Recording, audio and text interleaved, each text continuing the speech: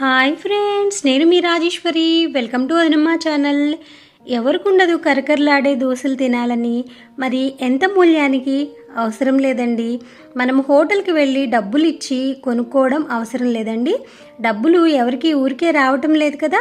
తక్కువ ఖర్చులో ఇంట్లో ఈజీగా కరకరలాడే దోశలు వేసుకొని ఎన్నైనా తినేయచ్చు ఫ్రెండ్స్. మరి కరకరలాడే క్రిస్పీ దోశలను ఎలా వేయాలో చూద్దామా? దానికన్నా ముందుగా ఫ్రెండ్స్, మన ఛానల్ని ఫస్ట్ టైం చూస్తున్నా, ఇప్పటి వరకు సబ్స్క్రైబ్ చేసుకోకపోతే సబ్స్క్రైబ్ చేసి పక్కనే ఉన్న బెల్ని కూడా యాక్టివేట్ చేసుకున్నారంటే ఇలాంటి మంచి మంచి వీడియోస్ అన్నీ మిస్ అవ్వకుండా చూడొచ్చు ఫ్రెండ్స్. నేను చెప్పే టిప్స్ అన్నీ మీరు ఫాలో అయితే ఇలాంటి మంచి దోశల్ని మీరు కూడా ఇంట్లో వేసుకొని తినేయచ్చండి. దానికి కావాల్సింది చూడండి, మంచి బియ్యం అండి. రేషన్ బియ్యం కానీ లేదంటే దోశ బియ్యం కానీ మీరు 2 గ్లాసులు వేసుకోండి. సోనా మసూరి వాడద్దండి, సన్న బియ్యం పనికిరావు, దోశలకి గట్టిగా వస్తాయి. కాబట్టి 2 గ్లాసులు బియ్యం వేసుకొని ఇలా శుభ్రంగా నీళ్లు వేసి శుభ్రంగా కడిగేసేసి వంపేయండి. దీనిలోకి బియ్యంలోకి 1 టీ స్పూను మెంతులు వేసుకోండి. మెంతులు వేసి కూడా మరొకసారి కడిగేసి మరికొన్ని నీళ్లు వేసి ఈ బియ్యాన్ని ఒక 5 అవర్స్ నాననిద్దామండి. అలాగే ఏ గ్లాస్తో అయితే మనం బియ్యం తీసుకున్నామో అదే గ్లాస్తో హాఫ్ గ్లాసు మినపప్పు, హాఫ్ గ్లాసు పచ్చిశనగపప్పు అండి. ఈ పప్పు వేయటం వల్లే మనకి దోశలు అనేవి మంచి కలర్లో, మంచి గోల్డెన్ కలర్లో వస్తాయండి. హాఫ్ గ్లాసు మినపప్పు, హాఫ్ గ్లాసు పచ్చిశనగపప్పుని శుభ్రంగా కడిగి దీన్ని కూడా ఒక 5 గంటలు నానబెట్టేసుకుందాం. సపరేట్గా నానబెట్టేసేయండి. మనకి 5 గంటలు నానిన తర్వాత 1 గ్లాసు, చిన్న గ్లాస్ అండి, ఈ అటుకులు తీసుకోండి ఫ్రెండ్స్. అటుకులు కూడా ఒకసారి శుభ్రంగా కడిగి కొంచెం వాటర్ వేసి దీన్ని పక్కన పెట్టేద్దాం. మిక్సీకి వేసే ముందుగా మనం నానబెట్టేసుకుంటే అటుకుల్ని సరిపోతుంది.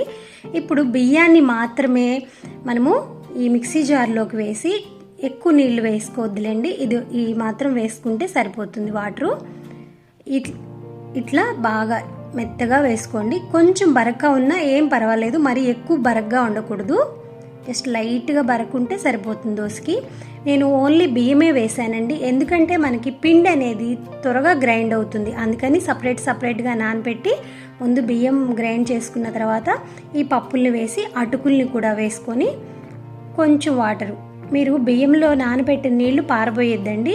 ఆ నీళ్ళతోనే మనం ఈ బియ్యాన్ని గ్రైండ్ చేసుకుంటే సరిపోతుంది. చూడండి, ఇలా మెత్తగా గ్రైండ్ చేసుకోండి ఫ్రెండ్స్. పప్పు ఎంత మెత్తగా గ్రైండ్ అయితే అంత బాగుంటుందండి. ముందుగా మనం బియ్యం పిండి వేసాం కదా, ఆ తర్వాత ఈ పప్పులు పేస్ట్ని కూడా ఈ దోశల పిండిలోకి వేసేసి మొత్తం 2 బాగా కలిసేలాగా కలుపుకోండి. దీనిలో ఉప్పు ఏమీ వేయనవసరం లేదండి. మొత్తం కలిపేసి నైట్ అంతా మీరు ఈ విధంగా పక్కన పెట్టేసేయండి. ఒక 5-6 గంటలు మనకి ఇట్లా పులిస్తే బాగా పొంగుతుందండి. మార్నింగ్కి చూడండి బాగా పొంగింది, పిండి కూడా కరెక్ట్గా ఉందండి. మీకు ఎంత కావాలో, దోశలకి ఎంత పిండి కావాలో అంత పిండి మీరు ఒక గిన్నెలోకి తీసుకొని మిగతాది ఫ్రిడ్జ్లో పెట్టేసుకోండి. ఇదే ఫ్రెండ్స్ సీక్రెట్ టిప్ అండి. కొంచెం చక్కెర, ఒక 1/2 టీ స్పూన్ చక్కెర వేసుకుంటే టేస్ట్ అనేది బాగా వస్తుందండి దోశలకి. అలాగే సరిపడినంత ఉప్పు వేసుకొని కొంచెం వాటర్ వేసి బాగా కలుపుకోండి. కన్సిస్టెన్సీ అనేది ఈ విధంగా ఉండాలండి. మరీ లూజ్గా ఉండకూడదు, అలా అని గట్టిగా ఉండకూడదు. మీరు దోశలు ఎలా వేసుకుంటారో ఆ మాదిరిగా ఉంటే సరిపోతుంది. ఈ విధంగా ఉండాలి. పిండి జారుడుగా ఉండాలి, మరీ లూజ్గా ఉండకూడదు, అలానే గట్టిగా ఉండకూడదు. ఇంకొకటి ఫ్రెండ్స్, మనము స్టవ్ పైన ఇలా ప్యాన్ పెట్టుకున్న తర్వాత ప్యాన్ అనేది బాగా హీట్ అయిన తర్వాత మొత్తము సిమ్లో పెట్టేసేయండి. గ్యాస్ ఫ్లేమ్ని మొత్తం సిమ్లో పెట్టి దోశ వేసుకొని 1 టీ స్పూన్ ఆయిల్ వేసుకొని ఈ విధంగా స్ప్రెడ్ చేసుకున్నట్లయితే దోశకంతా మనకి మొత్తము ఆయిల్ అవుతుందండి. నీట్గా స్పూన్తో అయినా చేసుకోవచ్చు. మీ దగ్గర అలాంటి స్పూన్ లాంటిది ఉంటుంది, మనకి బయట డిమార్ట్లో అమ్ముతారండి. మీరు తెచ్చుకొని మొత్తం ఈవెన్గా స్ప్రెడ్ చేసుకోవచ్చు దోశకి. చూడండి, ఒకవైపే బాగా మంచి కలర్ వచ్చేదాకా కాల్చుకుంటే సరిపోతుంది. చూడండి ఎంత మంచి గోల్డ్ కలర్లో, ఎంతో క్రిస్పీగా, భలే పల్చగా వచ్చినాయి కదా. మీరు ఎంత పల్చగా కావాలంటే అంత పల్చగా వేసుకోవచ్చండి. ఇంకొకటి కూడా అంతే ఫ్రెండ్స్, దోశ తీసిన తర్వాత గ్యాస్ అనేది ఫుల్ ఫ్లేమ్లో పెట్టి పెనం అనేది బాగా హీట్ అయిన తర్వాత దోశ వేసే ముందుగా మొత్తం సిమ్లోకి పెట్టేసేసేయండి ఫ్లేము. మనకి ఒక సైడ్ కాలింది ఇంకొక సైడ్ కాలలేదు అనుకున్నప్పుడు పెనాన్ని కొంచెం సైడ్కి లాగి కాల్చుకోండి.